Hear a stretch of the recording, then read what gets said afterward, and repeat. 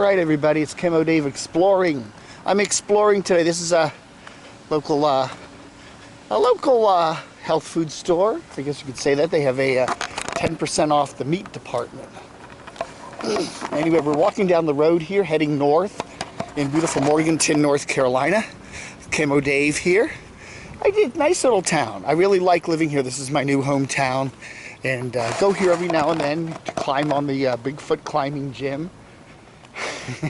Some beautiful old houses like that beautiful house there. I mean, it needs, I guess the roof could use a little bit of work, but it's a beautiful old house, and there's so many beautiful old houses in this neighborhood. But we're going to check out something just a little bit more creepy than that. So join me, shall you?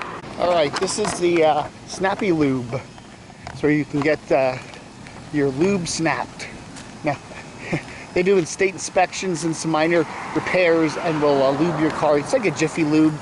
Anyway, it's called Snappy Lube, and I really, really like their logo there of the little turtle. But anyway, I'm not here for the Snappy Lube. I am here for this big white building here. This is an abandoned funeral home. Ebony Funeral Service, if you look here.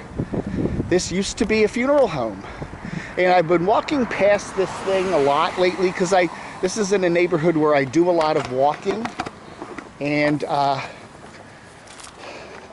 I wondered what was going on here. I didn't really make a mental note that this place looks abandoned, but if you look at the parking lot, yeah, it does look kind of abandoned.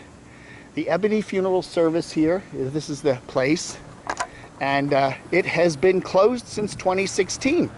Now, I'm doing this video here in 2020. Oh, the cops are coming. This is the Ebony Funeral Service building right here.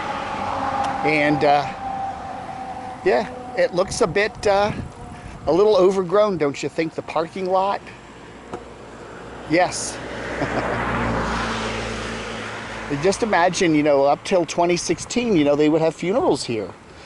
This is owned with another funeral home. I think there was an Ebony Funeral Home also in the town of Lenore, which is just a few miles north of here.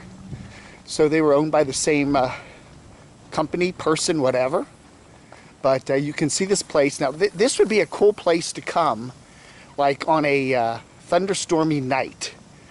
And if I could get access to the place and go through it inside. Now, I am a law-abiding person, and I realize that, even entering an abandoned building can be seen as trespassing, breaking and entering, whatever. You can't do that, okay? If you found one of these doors unlocked, yeah, you could get into trouble. Anyway, so this is the, I guess, the rear entrance here. There is evidence here at this one entrance that some homeless people have probably been camping out. I've noticed some like mattresses and some bedding gear sometimes here. You're not allowed to do that, I'm sure. But there's the entrance. This is where, I guess, after the service, they would come and the hearses would be stored in those garages, and that door there was probably where they took the bodies in from the vans from the funeral home or whatever, and preparation rooms are probably right in there. Yeah, so yeah, this is the building. It is kind of creepy looking. It's a little overgrown. The roof's in not great shape, but it's been sitting here abandoned for 4 years. And what's going to happen to it? I don't know. If you notice, I don't know. I come by here at night sometimes. I don't see any lights on, but there's occasionally people here. There was an old abandoned couch put here the other day. It was picked up. But this is the building. This is the abandoned Ebony Funeral Home.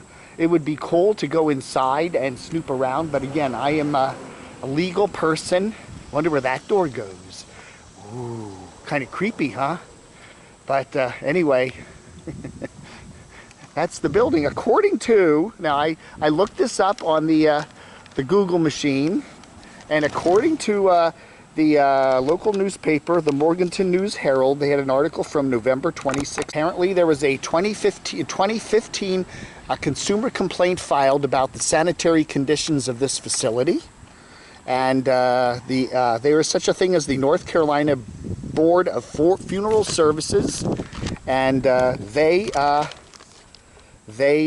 issued a They issued a report, and this was, I guess, a penalty report that was placed in 2015 that put this place on a 3-year probation, okay? And okay, it was October of 2016. They put the place on a 3-year probation, or it was late 2015, okay, somewhere like that. Anyway, they found a whole myriad of issues regarding the place. Some of the permits were not up to date.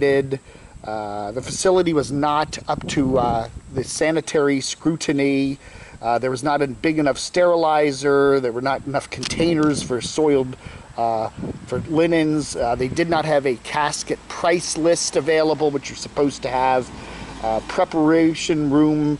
There were some issues with the preparation rooms, lack of clean linen and certain things, ventilation issues. There were some issues with some of their permits, some of their insurance, and other things. They did have a hearing in October of 2016, and the owners of the funeral home did not show. So then they revoked the license. So this place has been closed since 2016 and is just sitting here. The parking lot is growing weeds. They do have somebody coming by to mow the lawn there in front of the place. I'm not going to try even to get inside. The gutters are falling. The roof needs work. I don't know, There are other funeral homes in town, including one very nice one just down the street, about a mile to the north of here. That looks brand new and in good shape.